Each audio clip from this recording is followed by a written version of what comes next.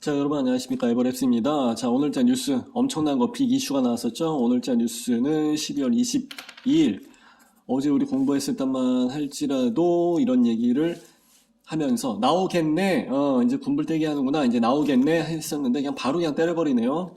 그래서 올 연말이나 내년 초에 나오지 않을까 싶었는데 좀 빠르게 움직이는 것 같습니다. 그만큼 지금 현 정부의 부동산 시장 전체적인 경기 흐름이 안 좋다고 느껴지는 것 같아요. 자, 2주택 중과세, 취득세에 있어서 이제 좀 중하게, 무겁게 과세를 때리고자 했던 것들을 이제 폐지한다 그 얘기고요.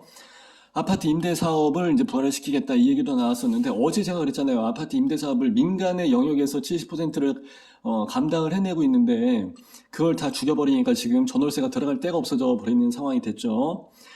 자, 2023 경제정책 방향 주요 내용에서 이제 나와 있는데 다주택자 주택담보대출을 LTV 30%까지 이제 허용을 해주고 현재는 아무것도 안 됐었는데 이제 30%까지 해준다는 거예요. 다주택자라고 해서 집을 세 채, 네 채 갖고 있다고 해서 지가 동시에 세 채, 네 채를 다 쓰는 건 아니거든요. 나머지는 임대지, 임대.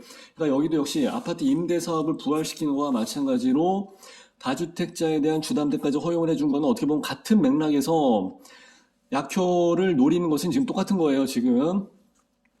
자, 3주택자 취득세율이 이제 8%에서 4%로 반가이 까준다고 합니다. 전기 가스 요금은 단계적 현실화. 그동안 이제 여러 가지 표심을 위해서 동결 처리하고 했었는데 이제 요거는 현실화, 올린다는 얘기죠. 현실화 한다는 얘기는 올린다는 얘기예요. 언어 순화를 써서 그런 거예요. 이제 저처럼 좀 천박하게 그런 말을 쓰는 게 아니라 순화, 이제 매스컴이니까. 자, 경제 성장률이 1.6%? 마이너스 아닌 게 다행입니다. 지금 코로나 지금 몇 년 차인데 그동안 지금 사업자들, 자영업자들 그냥 대출로 연명해서 가고 있는데 성장률이 0.6 아니면 뭐 마이너스 1.6이 아닌 게 다행일 지경이죠. 물가를 일단 잡고 보겠다. 그렇게 해서 이제 생각하는 것 같은데 좋아요. 자, 경착륙을 막기 위해서 이때 만들었던 전 정부 때 만들어졌던 규제를 대거 완화하기로 했다. 이거는요, 그때 정책이 맞냐 틀리냐를 가지고 얘기할 수도 있는데 정권을 잡았을 때 경기 흐름이 어떻게 돼 있느냐, 어떤 상황이냐, 어떤 쪽으로 나가야 되느냐에 따라서 이제 다를 수는 있어요. 근데 전 정부에서는 하도 이제 틀어지면서 정치적인 그 외생 변수가 많이 들어가다 보니까 현 정부에서는 지금 좀 살려야 될 그럴 부분이 굉장히 많기 때문에 이걸 다 해제, 대거 완화 이렇게 해서 이제 가겠다 이 얘기를 하는 거예요. 자, 어쩌고 저쩌고 해서 이제 쭉 내용들이 나와 있는데 어디 보자. 여기 소비자 물가 상승률은 이제 3.5%까지 해서 나와 있었지만은, 그래서 이제 예상치보다는 훨씬 더 적게 됐었던 것 같아요. 지난 시간에도 말씀드렸었죠. 지금 예상치는 이제 5.1%라고 해서 이제 말씀을 드렸었는데, 사실 천만 다행이죠. 물가 상승률이 3.5%다 그러면 그나마 훨씬 더 유리한 상황이 되니까요. 5.1%다 그러면 금리는 적어도 2 이상 올라갔어야 되니까. 물가를 잡기 위해서는 금리를 물가 상승률보다 더 올려야 됩니다. 그렇기 때문에 5.1%였다 그러면 예상치처럼 나왔으면 진짜 기본 금리가 6%는 생각을 했어야 돼요. 그러니까 그럼 뭐 주담대, 뭐 신용대출, 뭐 마통 땡긴다 그러면 뭐 10%, 12% 날아가는 건 기본이죠.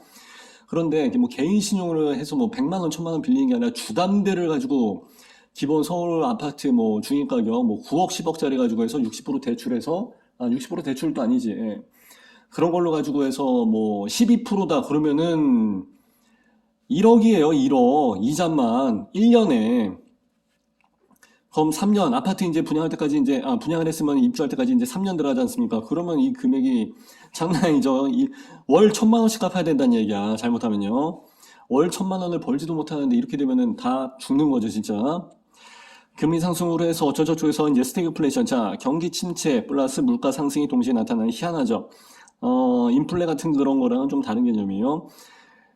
인플, 스플 이제 이렇게 해서 얘기하는데 물가 상승이 올라가면서 어느 정도 이제 경기가 좀 같이 살아나 줘야 되는 게 이제 기본적인 건데 그렇게 되지 않고 경기가 침체가 되는 그러니까 물가 상승을 하면서 여러 가지 자금 투입하면서 이제 좀 금리도 올라가면서 경기도 좀 띄워줘야 되는데 계속해서 이제 시동이 걸리지 않고 계속 침체되는 즉 배터리가 나간 그런 상황이 되는 겁니다.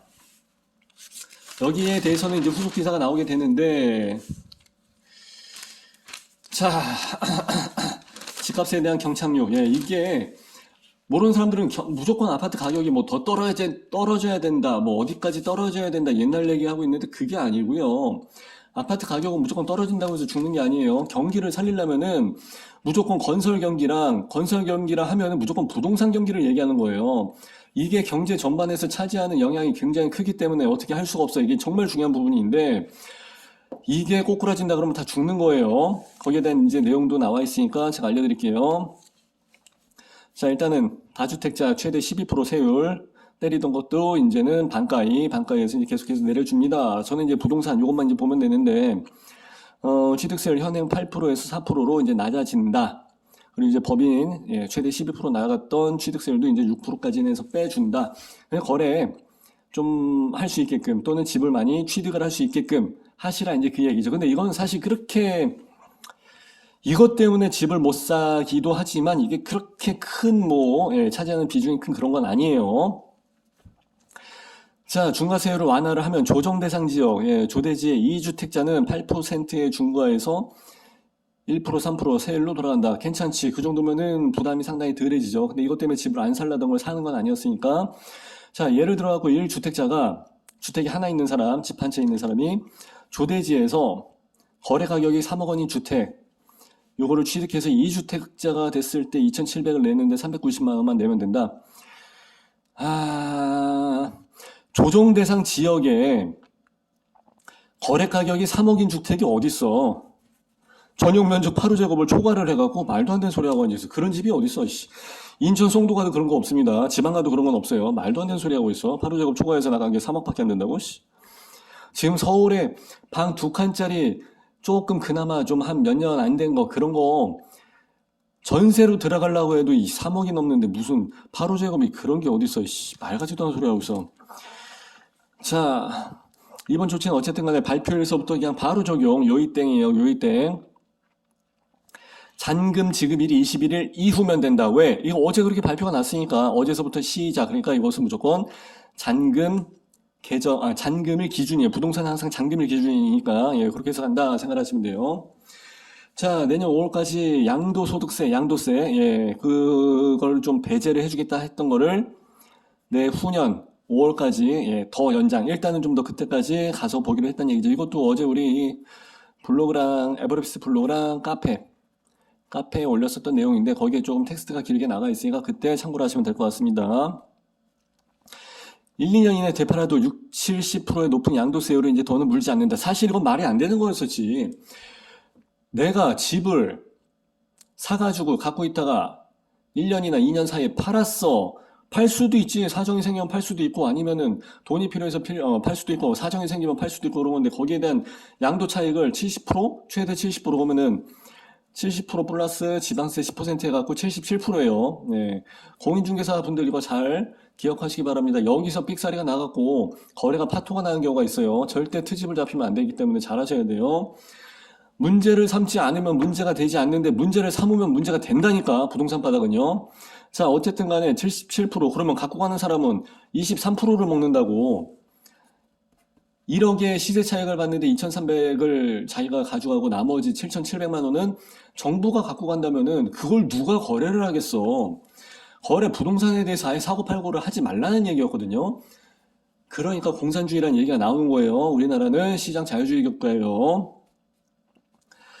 자, 45% 세율을 받는다. 보유기간이 1년 미만일 때는 너무 많이 그렇게 막 단타 치면서 빠지고 나가는 거에 대해서는 그래도 요 정도까지는 계속해서 45%까지의 그곳은 간다 이거예요.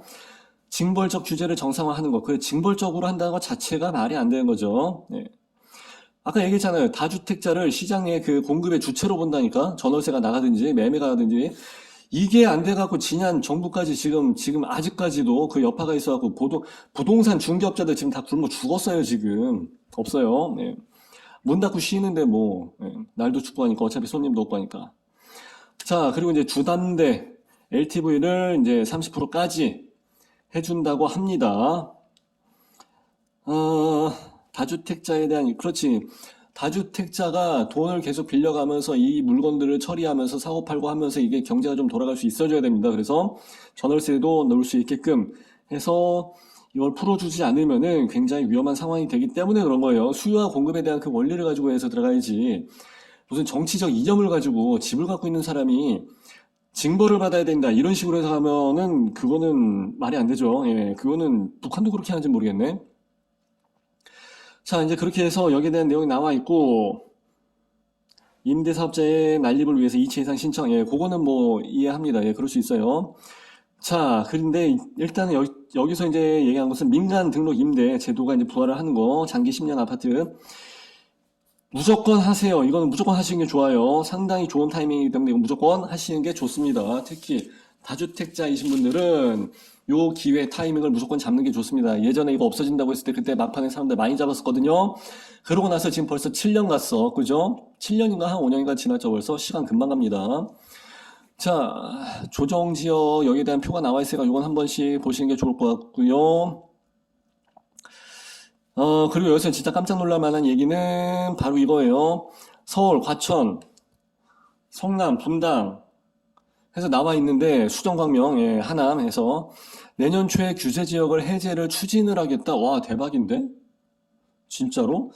그러면은 아마 서울 빼고 나머지가 다 풀린다든지 아니면은 하남은 그렇고 광명은 아마 조금 잡아놓을 것 같기는 한데 수정에는 재건축 이거 여기가 성남이잖아, 성남. 예. 이런 데서는 분당도 재건축이 좀 많이 들어가는 타이밍이긴 한데 근데 수정이 좀 많고 하니까 여기 얘네 두 마리는 잡아놓고 갈런지는 모르겠습니다. 근데 하남도 지금 땅이 없어서 땅을 구하지를 못하는 상태죠. 예, 저는 현장에 있어 봤기 때문에 알고 있습니다. 땅 지금 못 구해요. 기존에 있던 업자들이 지금 다 공장 이런 것들 뭐 다 빠져서 나오려고 하는데 하남 교사는 들어갈 수가 있나? 못 들어가지. 자, 보금자리 대출이라는 얘기예요. 예, 국가에서 하는 대출. 예, 이 정도까지도 진행을 해준다. 그래서 아까 여기 있었던 내용에 대한 그 요점 정리표라고 해서 보시면은 도움이 될 것 같습니다. 이거는 제가 어제 카페랑 블로그에 올려놓은 게 있지만은 다시 한번 또 정리 한 번 더 해갖고 올려놓도록 하겠습니다. 어차피 저도 공부를 해야 되고 하니까 그런 차원에서 자꾸 봐야지 안 그러면 저도 잊어버려요. 세금, 공무원도 지금 세금이 어떻게 되는지 몰라서 포기하는 세포족이 나오는 마당에 부동산도 마찬가지로 이게 자꾸 바뀌기 때문에 예, 저도 지금 이제 깜빡깜빡하는 나이기 때문에 좀 계속 잊지 않고 좀 보려고 합니다. 그러니까 여러분들도 자주 와서 에버랩스에서 자주 와서 구경도 좀 하시고 하루하루 스터디도 좀 하시고 대화도 많이 나누시면서 현장에 돌아가는 것들을 잘 눈여겨보시면 좋을 것 같습니다. 저는 이렇게 해서 좋아요, 구독, 알람 요청드리고 마무리합니다. 감사합니다. 빠이빠이.